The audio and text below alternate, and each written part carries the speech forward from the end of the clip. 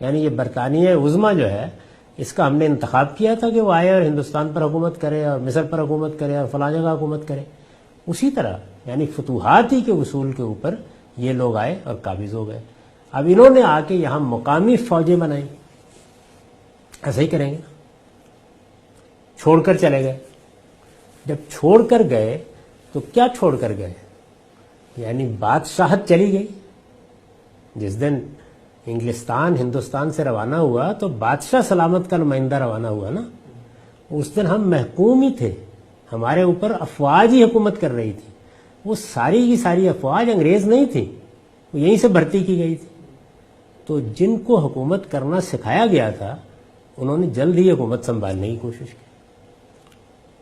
ہندوستان میں لیڈرشپ بہت مضبوط ہو چکی تھی, روایات بہت بہتر ہو چکی تھیں, بحیثیت مجموعی قوم بھی کچھ تربیت پا چکی تھی, اور جو ایک جمہوری نظام کو چلانے کی بڑی ضرورت ہوتی ہے ایک اچھی منظم سیاسی جماعت, کانگریس یہ حیثیت اختیار کر چکی تھی. اس لیے وہاں کامیابی نہیں ہوئی بندوق والوں کو. پاکستان میں انہوں نے قبضہ کر لیا, اور یہ قبضہ جو ہے یہ یعنی اس کی اسکیم پہلے دن ہی سے بننی شروع ہو گئی. اگر آپ تاریخ کو پڑھیں تو قائد اعظم کے ہوتے ہوئے یعنی ہماری بدقسمتی بھی ہوئی. اگر وہ کچھ دیر رہتے, آئین بن جاتا, ان کے ذریعے سے نافذ ہو جاتا, ان کے کچھ جانشین معاملات کو سنبھال لیتے تو شاید بچ جاتے. تو پہلے تو بیوروکریسی کا اور بندوق والوں کا گٹھ جوڑ ہوا. اسی کو اب ہم اس زمانے میں مقتدرہ اسٹیبلشمنٹ کے لفظ سے ادا کرتے ہیں تاکہ کم سے کم بندوق سے محفوظ رہیں. اچھا لفظ ہم نے ایجاد کر لیا ہے. تو حکومت کی ابتدا کر دی انہوں نے. بیوروکریسی کے لوگ ابتدا میں آئے, آہستہ آہستہ پھر براہ راست آ گئے. اب اس کے بعد یہ طے ہے کہ یا ہم براہ راست حکومت کریں گے یا بالواسطہ حکومت کریں گے. حکومتیں بظاہر جمہوری چہرے کے ساتھ ہماری مرضی سے بننی چاہیے, ہماری مرضی سے بگڑنی چاہیے. تو یہ کشمکش ہے جو یہاں جاری ہے. میں نے تو پچھلے دنوں وائس آف امریکہ سے گفتگو کرتے ہوئے یہ کہا تھا کہ پاکستان کے یا ہمارے ملک کے اور بہت سی جگہوں پر یہی صورتحال ہے. دو بنیادی مسئلے ہیں, وہ میری تعمیر میں مضمر ہے ایک صورت خرابی کی, ابتدا سے پیدا ہو گئے ہوئے ہیں.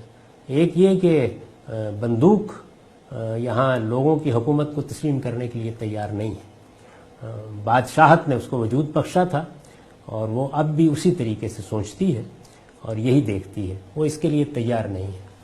تو یہ کشمکش ہے. اور ادھر صورتحال یہ ہے کہ قائد اعظم نے ایک جمہوری طریقے سے ملک بنایا تھا, جمہوری روایات قائم کی تھیں, وہ ایک سیاسی جماعت بنائی تھی, ایک سیاسی جماعت نے آزادی کی تحریک چلائی تھی.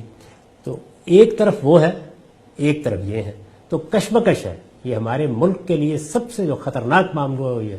دوسرا مذہبی اور قومی ریاست, یعنی پاکستان تاریخی لحاظ سے قومی ریاست کے طور پر وجود میں آیا ہے, یعنی نیشن اسٹیٹ کے طور پر, لیکن یہاں کا مذہبی طبقہ اس کو ایک مذہبی ریاست بنانا چاہتا ہے.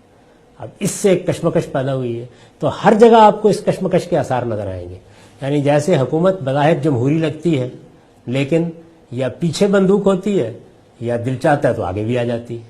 اسی طریقے سے بظاہر آپ کا آئین ایک جمہوری آئین ہے لیکن اس کے ساتھ ایک مذہبی آئین بھی ہے. تو اس کا ایک ملغوبہ ہے جو ہم نے تیار کر رکھا. یہ دونوں چیزیں ہیں وہ ہمارے ہاں شرائط کیے ہوئے ہیں. اب صورتحال یہ ہے کہ لوگ بھی اسی کے عادی ہیں, وہ محکومی کے خوگر ہو چکے ہوئے ہیں. ان کے اندر ابھی جمہوریت کا, جمہوری اقتدار کا, یعنی آپ کو, عام آدمی کو اختیار دیا گیا نا. جمہوریت کیا ہے, امرهم شورا بینہم کیا ہے, عام آدمی کو اختیار دیا گیا ہے. حکومت تم ہو, تمہیں فیصلہ کرنا ہے, تمہارے فیصلے کو برتری حاصل ہے. بندوق تمہارے ماتحت رہے گی. بندوق سے یہ منوانا کوئی آسان کام ہے؟ یعنی آدمی کے پاس بندوق ہو اور ہم نہتے اس کو لیکچر دے رہے ہوں, فلسفہ بگاڑ رہے ہوں, کیا حیثیت ہے اس کی؟ پھر وہ فلسفے بناتا ہے کہ اصل میں تو میں ہوں جو تمہاری حفاظت کر رہا ہوں, میں ہوں جو تمہارے لیے یہ کام کر رہا ہوں, یہ میرا فیضان ہے. بادشاہ کیا کرتے تھے؟ ذل الہی, صاحب کے رانی, یعنی یہی ہوتا تھا نا, خلد آشیانی. تو اصل میں بندوق اور بندوق کے اوپر بیٹھا ہوا بادشاہ یا بندوق کے اوپر بیٹھا ہوا سپہ سالار, وہ اصل میں صاحب کرانی خلد آشیانی ہوتا ہے ہمیشہ. یعنی دنیا اور آخرت دونوں میں کامیاب وہی ہوتا ہے کہ جو لوگوں کو یہ تاثر دیتا ہے. پروپیگنڈے کی مشینری اس کے پاس ہوتی ہے. بادشاہ ایسے ہی قائم ہوتے ہیں. آپ کا کیا خیال ہے کہ ایک آدمی کے بعد اس کے بیٹے کو ہم اپنے سر کا تاج بنا لیں؟ ہے نا حماقت, کرتے رہے نا لوگ, اب بھی کرتے ہیں. بلکہ آپ دیکھیں کہ مغربی دنیا میں آئینی اختیارات ہو گئے ہیں، لیکن ہے تو اگر آپ علم و عقل کی روشنی میں دیکھیں تو بھائی یہ ملکہ عالیہ کیا کر رہی ہیں اور یہ بادشاہ سلامت کیا کر رہے ہیں، ان شہزادوں کی کیا ضرورت ہے؟ یہ ہے نا یہ سوال. لیکن انسان بھی محکومی کا خوگر ہے اور یہ ساری چیزیں بھی ایک حد تک اس کو فیسینیٹ کرتی ہیں. طاقت کی وہ پرستش بھی کرتا ہے، طاقت اسے اچھی بھی لگتی ہے. طاقت کا ظہور ہوتا ہے تو اس کے اندر ایک خاص جذبہ پیدا ہوتا ہے اس کے لیے، وہ طاقت کی پوجا کرتا رہا ہے صدیوں تک. تو یہ ساری نفسیات ہے جو اصل میں بندوق والوں کے ہاں بھی ہے، جن پر وہ حکومت کر رہے ہیں ان کے لیے بھی ہے. اور ہماری بدقسمتی یہ ہے کہ ہمارے بالکل ساتھ یعنی بھارت میں، ہندوستان میں سیاسی قوتوں نے یہ بات ایک حد تک منوا رکھی ہوئی ہے، یعنی وہ بھی ظاہری میں منوا رکھی ہے لیکن بڑی حد تک منوا رکھی ہے. ہم اس کو نہیں منوا سکے. اس کی وجہ کیا ہے؟ اس کی وجہ ہماری قوم ہے. اس وقت بھی آپ دیکھیں لوگ قصیدے پڑھتے ہیں، لوگ ان کو مسیحا سمجھتے ہیں، یعنی جن کو نفرت کا ہدف بن جانا چاہیے وہ مسیحا ہے. اور اس کے بعد دیکھیے بندوق، بادشاہت، استبداد، آمریت، یہ کہے گی آپ کو کہ ہم قانون کی پابندی کر رہے ہیں، یہ قانون شکنی کرے گی آپ کے سامنے، یہ سازشیں کرے گی آپ کے سامنے. اس کی پوری تاریخ ہزاروں سال تک پہلے بھی تاریخ یہی ہے. اس وجہ سے کسی باضمیر آدمی کو ایک لمحے کے لیے اس کو قبول نہیں کرنا چاہیے اور اعلان کرنا چاہیے اس بات پر کہ بادشاہی یا خدا کے ہاتھ میں ہے یا ان لوگوں کے ہاتھ میں ہے جن پر حکومت قائم ہونی ہے.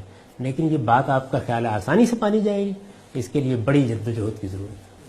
YouTube پر گوگلی نیوز دیکھنے کے لیے youtube.com کی سرچ بار میں googly news T V type کریں. گوگلی نیوز کے پیج پر سرخ رنگ کے سبسکرپشن والے بٹن پر کلک کرنا نہ بھولیے. YouTube پیج پر اپلوڈ ہونے والی ویڈیوز سے باخبر رہنے کے لیے بیل آئیکن پر کلک کیجیے. آپ کو ہر نئی ویڈیو کے بارے میں نوٹیفیکیشن موصول ہو جائے گا.